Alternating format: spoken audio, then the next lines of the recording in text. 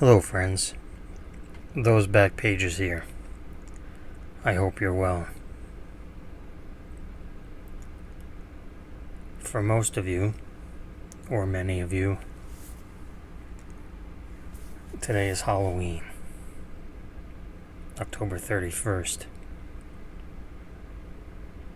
But for me, just about to the time, almost to the minute that I'm recording this, and certainly during the duration, within the duration of tonight's episode, marks the 25th anniversary, well, not anniversary, but 25th year of the passing of my grandmother. Those of you that have been with the channel for a long time have heard me tell the tale, kind of my backstory of my life. And I just did not feel like being alone. So I figured I'd press record and share some thoughts and some mail and stuff with you guys, because quite frankly it makes me feel better to be sharing my knowledge. Maybe you guys will learn a little something, maybe get some ideas of collecting, just to keep yourself busy.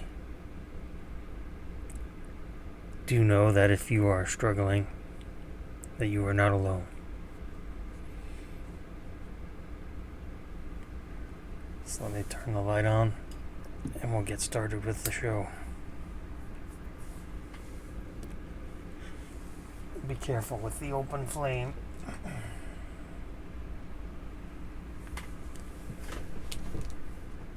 So I've gotten in some mail, as I mentioned. I am still working on a couple rainbows that I've shown off. I did get in the purple that I was missing, the 2020 Score football. I believe this is from the hanger box. I'm not 100% sure. It was only a few dollars. It was not very expensive, but it was just a great photo, as I've talked about before. And I am down to one of one parallel. It's numbered to 10. It's called First Down. It's an orange hollow. This is not hollow. This is not shiny, but the one I'm in, I've never seen it before, has an orange border and is holographic foil. Sorry. Here's another card I didn't think I would own. Kind of came about it, accident's not the right word, but when I wasn't intending it to show up, it showed up. So it is the 2019 Topps Update Purple Meyer edition. It's actually in very good shape. I should probably grade this one. I could see this in a 10, actually. Probably a 9. I have to fire up the loop, take a look at it, but there's not much, not a lot of visual defects, and I got this for a really good price. I was able to pick this up for $20, which shocked the heck out of me. This is the paper. I'm not casually collecting the paper version of this. I am collecting the chrome version when I'm down to the red refractor, which is numbered to 5, and the super, which is numbered to 1. I had spoken previously about Richard Petty. I think I mentioned that in the Myco podcast, but This came in and it's in. I haven't even taken it out, but it's in a snap tight. Check that out. If you've been collecting a long time, I don't know if it's technically if it's upside down. I guess that's debatable. But this is the 1988 Max Racing Richard Petty rookie. I know he's got it's 1972 STB, but that's kind of like a unicorn, and this was only a couple dollars. And this is notoriously off-center. This is, I wanted to have a copy in the collection, so I went ahead and won this. It was an auction. Actually looks to have some tilt to it as well. But, it was under $10 shipped. And it's notoriously off-center, kind of like the 2008 Topps Chrome Russell Westbrook rookie and the 2005 Topps Chrome Aaron Rodgers rookie, which those just don't show up very often centered. Speaking of Richard Petty, I had talked previously about I guess it was maybe I haven't mentioned it, but the one thing I have mentioned many times is the reason that Prism is so awesome. And this is the 2016 silver, and come on, guys, let's see if we can get this to focus. Not really, but whoops. The etching on the hat. Come on. There we go. The hat band there. STP on the jacket. Pontiac. Look at that. That's just. This is how you make a base card refractor, or this is how you make a chromium card really pop with the silver. Just an incredible card, and not very expensive, couple dollars. But that's his first Prism. I hate saying it that way, but 2016 is when Prism NASCAR started, and it's the same format as your other sports. I believe this is from 2000. This one here is from 2019. This is a insert. This is the expert level insert. This is the gold Prism. And there you can see it. The trophy there has etching. You can see right there on the jacket, etching. And these are numbered to 10. This is number 1 of 10 on the back. And that was, $20. Price of a blaster.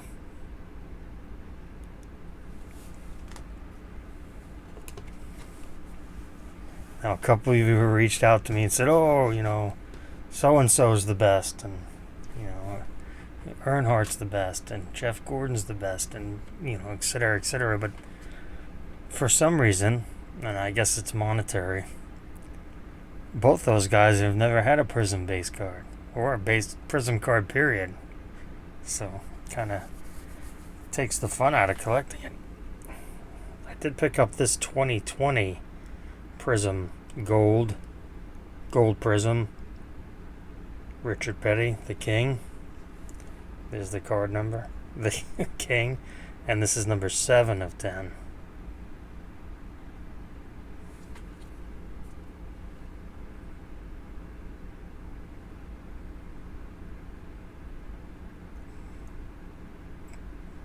And this was $27. It's a gold Prism, guys. It's fun.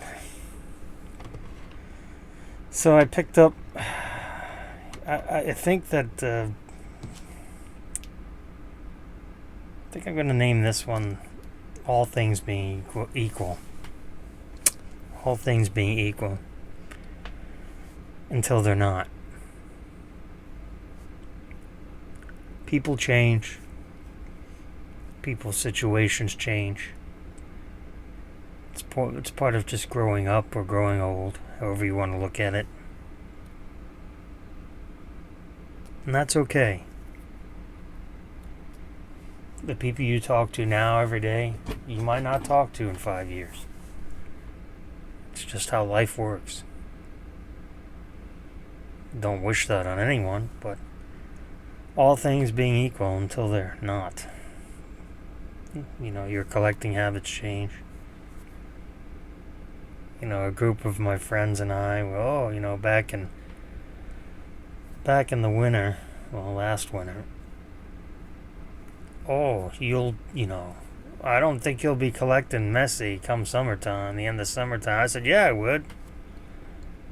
Yeah, I'll still be collecting Messi, but turns out, $5 refractors became $500 refractors, so that kind of nixed that deal, and it was on to something else for me. Because I have so much trouble staying in my lane. But I love collecting so much that it's okay. Always on the hunt, always on the lookout. Not necessarily for what's next, although I've got a decent track record in that regard. But, it's something that is enjoyable. Always thinking forward. Always, looking ahead. Doing some affordable collecting. Because it's getting very difficult, if I'm being totally honest. It's getting very difficult. And a lot of people, a lot of you guys that are new to the hobby or have come back after a long time, things have changed so much. To me personally, if I see a card that's $100, I have to really think about it. I know that might sound funny to some of you who have seen what I've shown off on the channel, but the thing to remember that it's accumulation of many years of collecting. I didn't start doing this recently.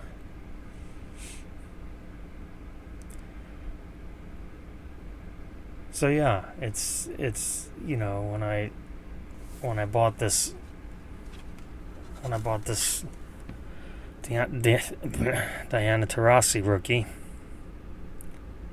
it was over $100. I really had to give it some thought and decided I want to add it to my collection, so I did. So it's everyone has their own personal finances and thresholds, I suppose is a better word for it. But I always like to think that you can collect. Might not be what you want at the time, but you can collect something. I think that as strange as this sounds, that Kobe is still underpriced. No, I'm not talking about rookies necessarily or high-end 90s stuff, but in general, I think Kobe stuff is still underpriced. And think about it here. Now it's October 31st. Remember when Kobe dying was the biggest news of 2020? And that was back in January. So now we're a day short of November. 2020. Nothing like it. So I went ahead and picked up this Kobe. It's from 2007 Gaudi Sport Royalty. I was browsing.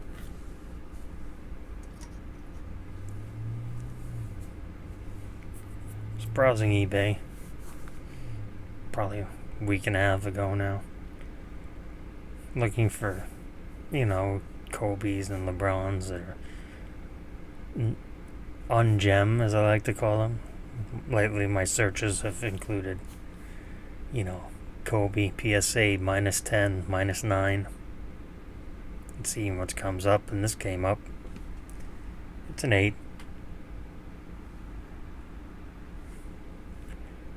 This is an insert from 2007 Gaudi. I don't remember how difficult they were. They weren't simple, but I don't think they were super difficult. But I thought that was a cool looking, and I still do. And then the same seller had this one. This is a LeBron. It's a PSA 6. It's got, I don't know if I'd be able to show it here, get it on the camera, but right there on that bottom border, it's like a lippy up. So that made that a 6. And making that a 6 meant I was able to win that for $10. This was $21.50 and this was $10.50 actually. So for less than 2 blasters, I was able to add those to my collection.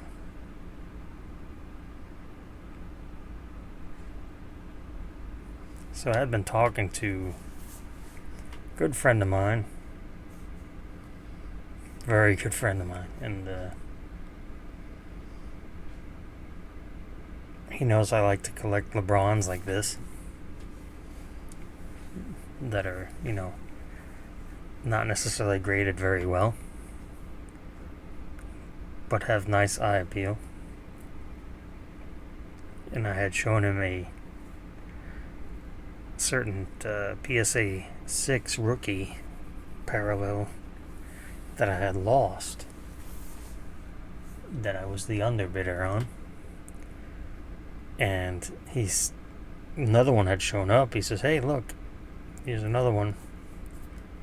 Belongs to a friend of mine. Would you be interested? And if you're interested, let me know what you want to pay, and I'll shoot him an offer. No harm, no foul." And lo and behold, he accepted the offer, and it's a 2003 Ultra gold medallion LeBron James in a PSA 5, which, is right in my wheelhouse. Because, this is an expensive parallel and high grade. Because, the card is going on 18 years old. It's the gold parallel of the base card, which the actual base card of this is numbered to 500. So, good luck picking one of those up.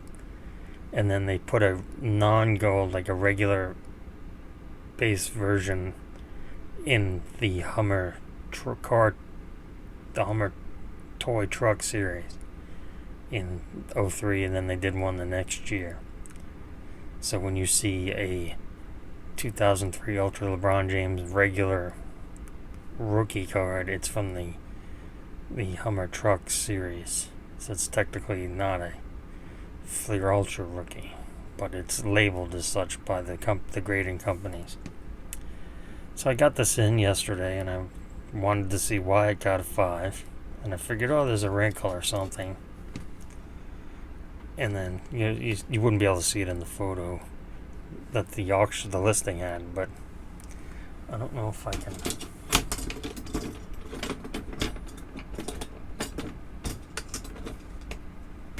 I probably should have the pointer off first, right? The good old letter opener. But right here, let's see if that works. You can kind of see it right. No, you were doing it, buddy. No.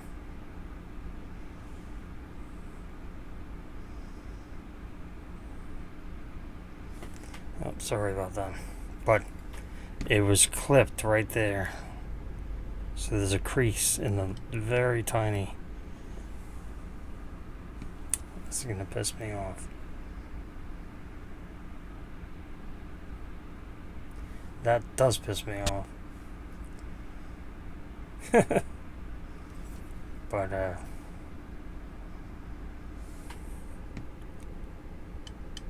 so yeah, that's not gonna show up in the light. But it's got a little tiny crease there. And that's what makes it a 5. But glad to add that to the collection, because it was a card I had to think about.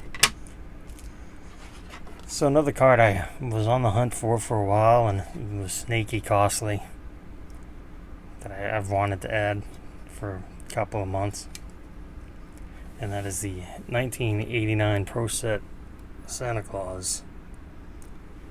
And this was a promo that was sent out to dealers as a thank you for supporting the brand new Pro Set brand.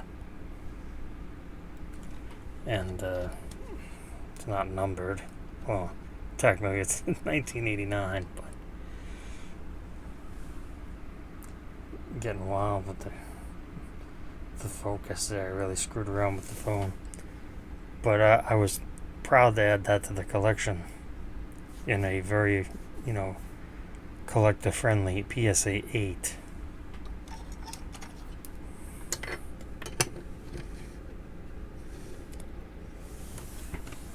So after getting that, I figured, well, I'd been putting this in. I hadn't even opened this yet, but I've been putting this off for a while. This is a 1993 promotional pack of Santas that we're going to open live on camera here. And I think they're stuck together. Not necessarily. But this is the checklist. There's the Action Pack Santa 3D. Classic Pro line, if you remember that.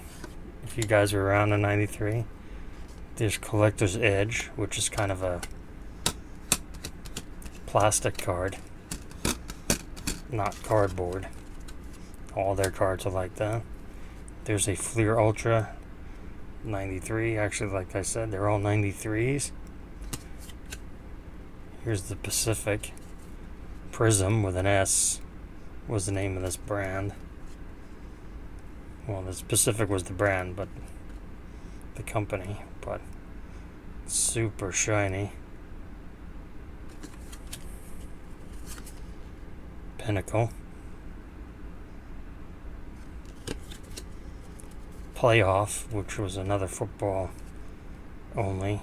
This is cardboard, but I just think that's a really cool picture. The beard flowing. Really like that one. Pro Set.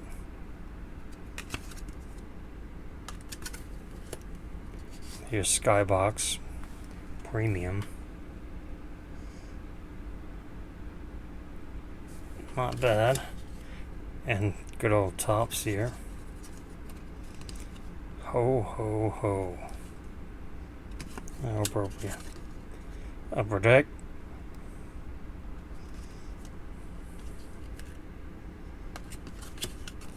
And Wild Card. Man, I remember Wild Card. Now, here you can see all the 1, 2, 3, 4, 5, 6, 7, 8, 9, 10, 11, 12. 12 card set and a checklist. Now, to the people saying that, wow, we're in the middle of Junk Wax Era Volume 2, I see that a lot. Just remember, this is 12 companies that made NFL football cards for the 1993 season. 12 companies that made NFL football cards for the 1993 season. And they didn't even just make one brand, one line each. They each made their own, however many different products for that year. So we're not in the middle of another junk wax era. Because like I said, this is just football. 12 companies made football cards. Now we have one. So that's just something to keep in mind. So I want to thank you for hanging in there with me on this very painful day. I want to apologize for just putting this out and not, I haven't gotten around to looking at the last episode yet and getting back to you guys on those comments. I will. I promise I will. Remember to be kind.